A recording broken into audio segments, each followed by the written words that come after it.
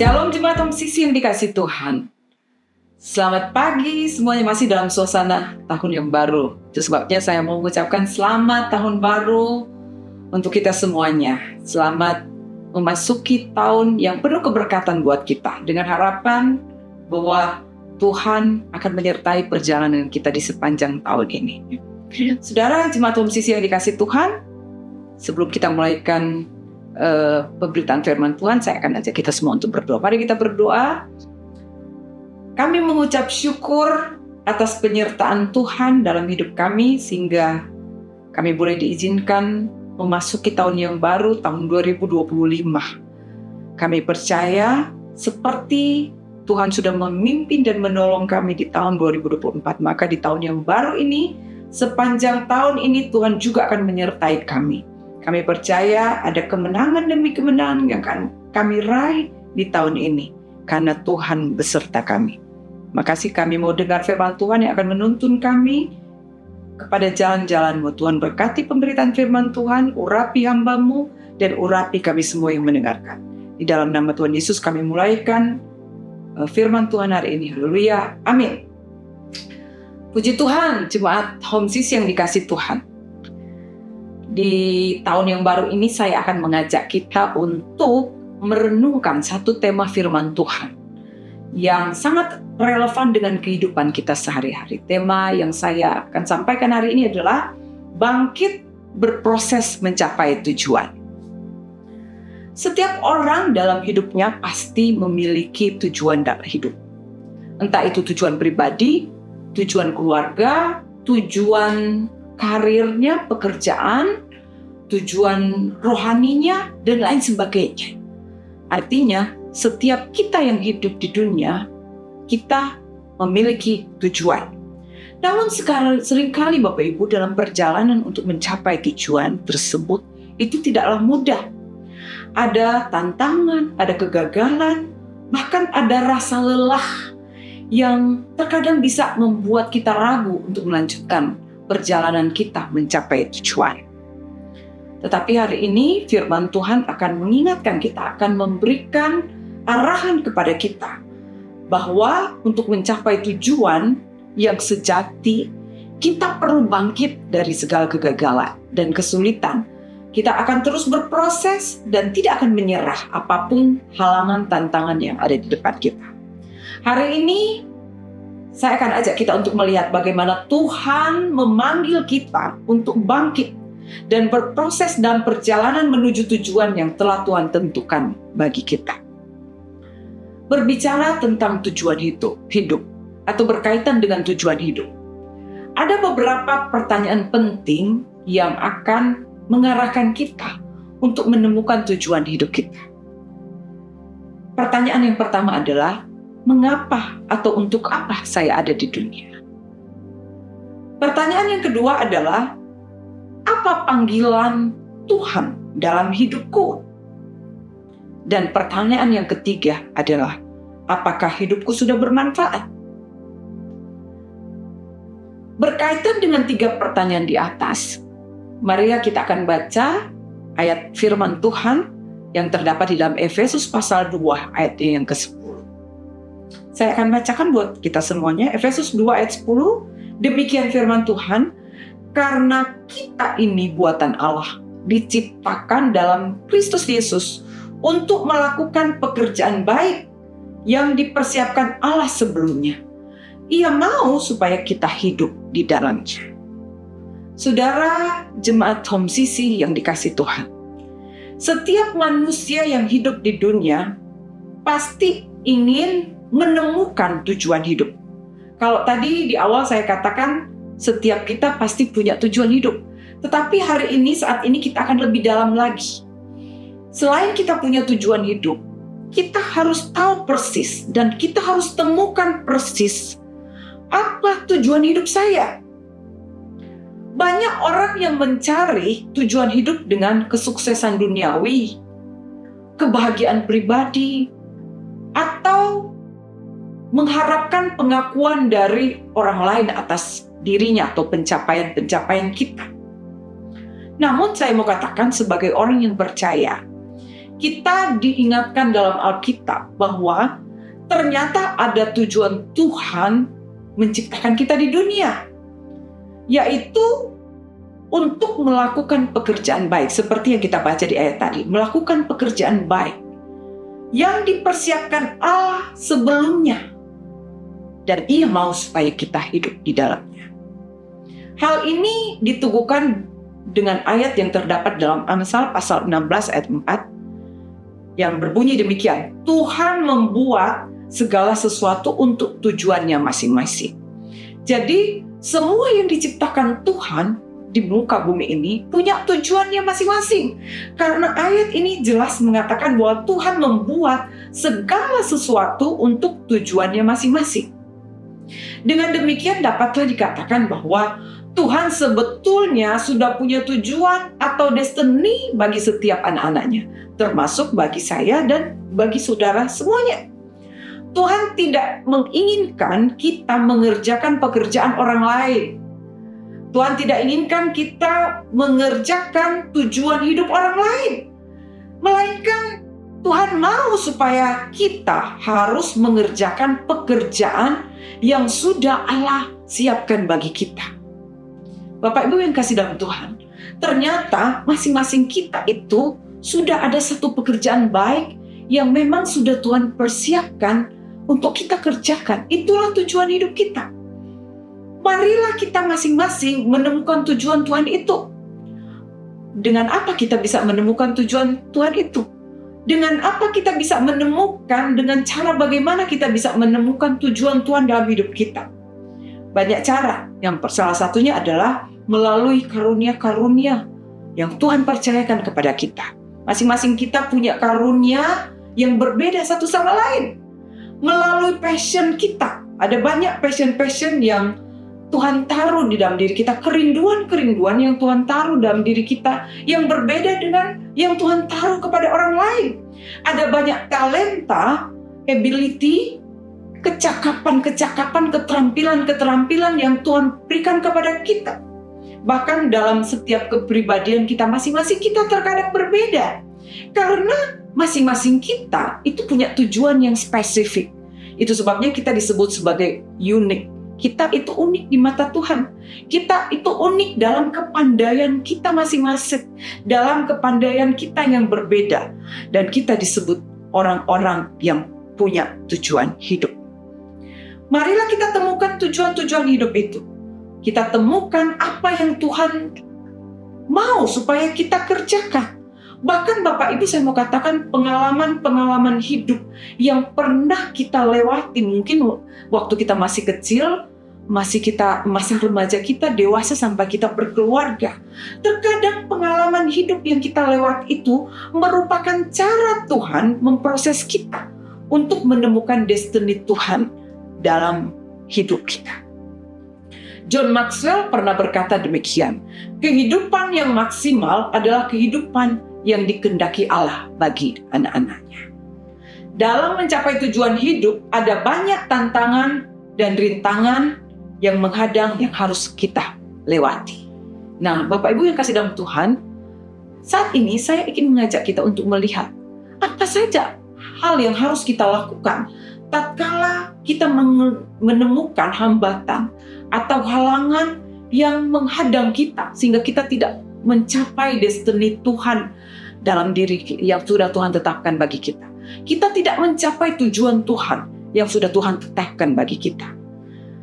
Ada 3 hal yang perlu kita lakukan supaya kita tidak mengalami hambatan.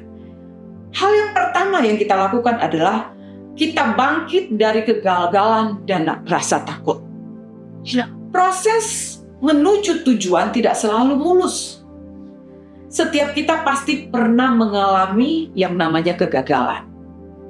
Entah itu kegagalan dalam pekerjaan, kegagalan dalam membangun hubungan, kegagalan dalam menjalani sebuah kehidupan. Bahkan dalam iman kita, terkadang kita pernah gagal, dalam arti kita pernah meragukan Tuhan dan sebagainya. Namun dalam setiap kegagalan, Tuhan mengajarkan kita untuk bangkit. Tuhan mengajarkan kita untuk kita tidak tinggal diam dalam kegagalan, tetapi kita bangkit dan kita lanjutkan perjalanan hidup kita dalam mencapai tujuan itu.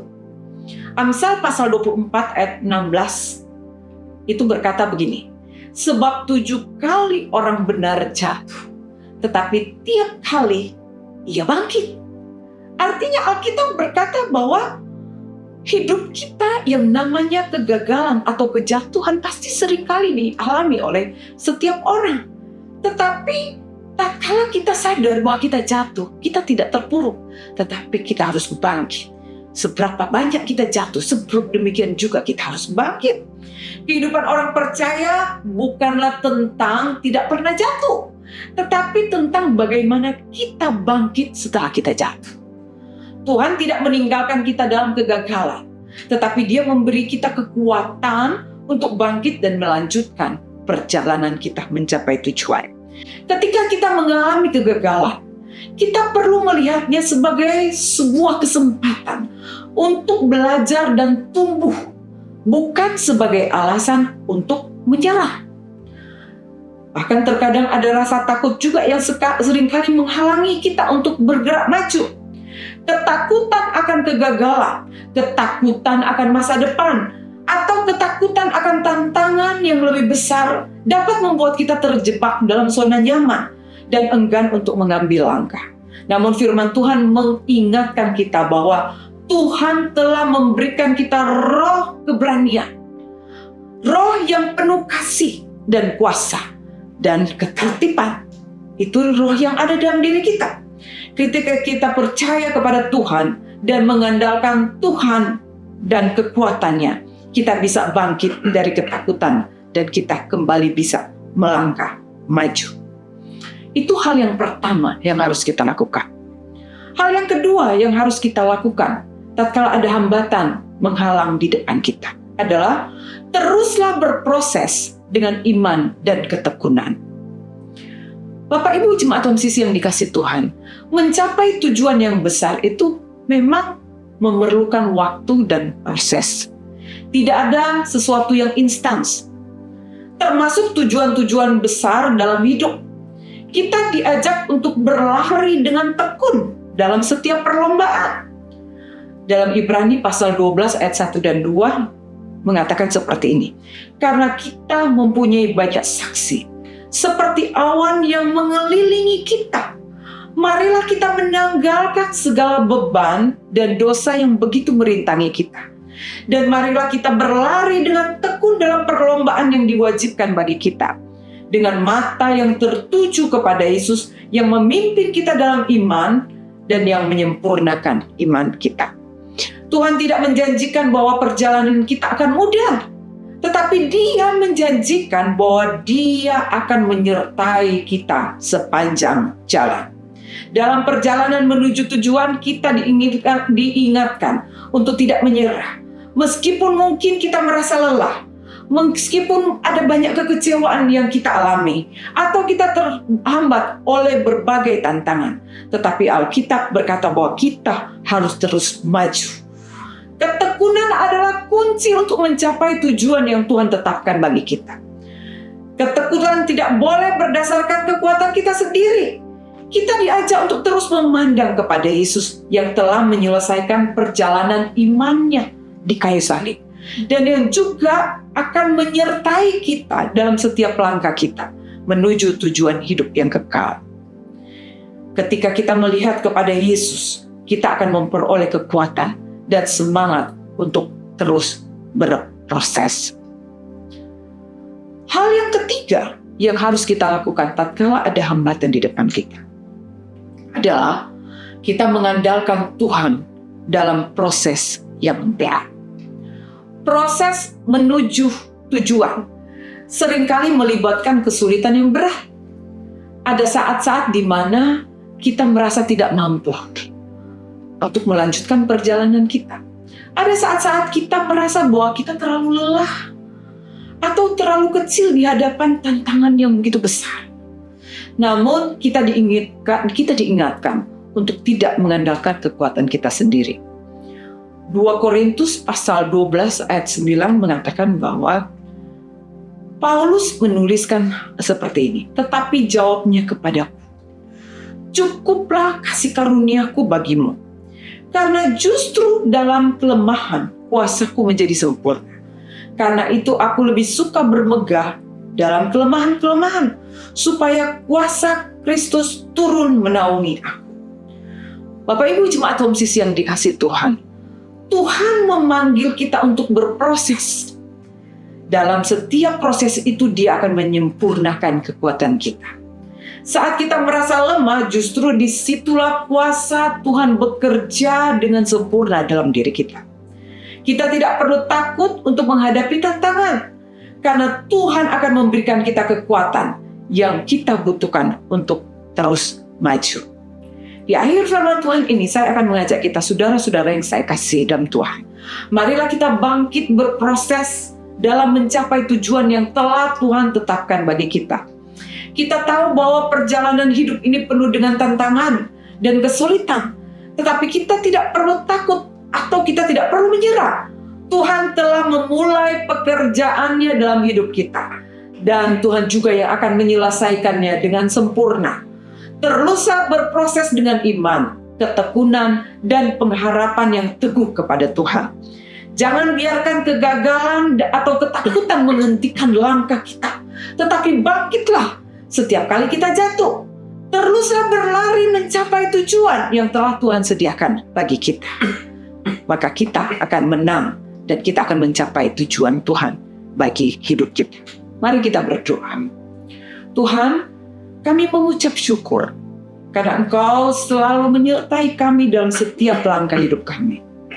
Kami percaya bahwa Engkau memiliki tujuan yang indah bagi setiap kami. Kami berdoa agar Engkau memberi kami kekuatan untuk bangkit setiap kali kami jatuh.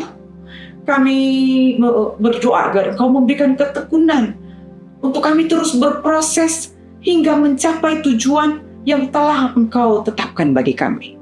Kami serahkan hidup kami ke dalam tangan-Mu, dan kami percaya bahwa dengan Engkau bersama kami dapat mencapai tujuan yang lebih besar. Dalam nama Tuhan Yesus kami berdoa. Amin. Selamat berproses dan mencapai tujuan Tuhan dalam hidup kita. Tuhan Yesus memberkati kita semuanya. Shalom. Karena itu saudara-saudaraku jemaat Kristus yang dikasihi Tuhan, angkatlah kedua tanganmu dan terimalah berkat. Mari aminkan setiap perkataan berkat yang kita percaya bahwa kita menerimanya. Tuhan memberkati engkau dan melindungi engkau. Tuhan menyinari engkau dengan wajahnya dan memberi engkau kasih karunia. Tuhan menghadapkan wajahnya kepadamu dan memberi engkau damai sejahtera. Kiranya kasih dan penyertaan Bapa di surga dan damai sejahtera dari Tuhan Yesus Kristus serta penghiburan dari Roh Kudus terus menyertai kita sampai Maranatha, Tuhan Yesus datang kembali. Kita yang percaya dan menerima berkat Tuhan, mari kita sama-sama katakan amin. Selamat hari Minggu. Selamat berkumpul bersama dengan keluarga. Nikmati kebersamaan dengan keluarga.